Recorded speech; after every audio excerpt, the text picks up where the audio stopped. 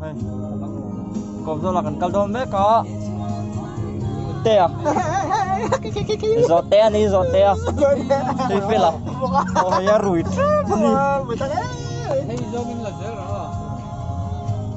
urema driver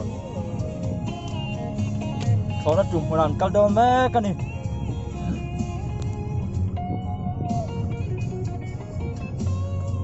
Thế là chứ lâu rồi vẫn tìm có sống về đó. phải nói trời em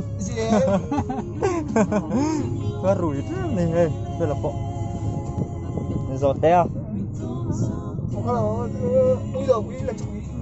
cần mấy cái này cần tránh chết rồi Cần thanh tuyệt đấy.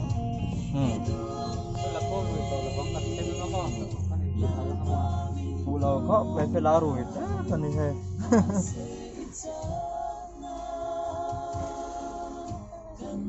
Cần thanh tuyệt. tránh chết ồ motor chuan a chong tar chu na ngai thak kon ni lo motor rủi ni chết chong vào ngoài ta khóc mày hay motor ni a chong ka ni motor chuan a chong bo tay cả cho mẹ xem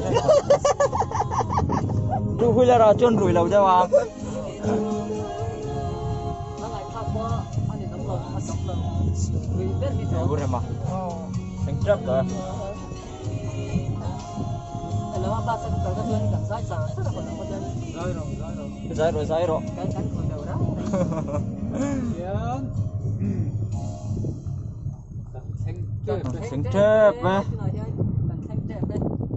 thế à nghe nụ mẹ dọn em bị giặc to này ơi thanh chep đây rồi đi mua dọn té không chưa ngom tuần ha mày la chưa thầy cũng bớt thật to khóc mày tắt chưa đi không gió thì không gió tắt chưa Đi lại khi Covid. Covid Care Center này khi lại khi cần chi miệng là gì rồi chi bắt nó nhỉ cần chi miệng là motor này hay miệng là phải đi nó ai chỉ sáu tắt cần chim biết đâu nha bạn sẽ cần cần thôi đây hôm nay hai tắt à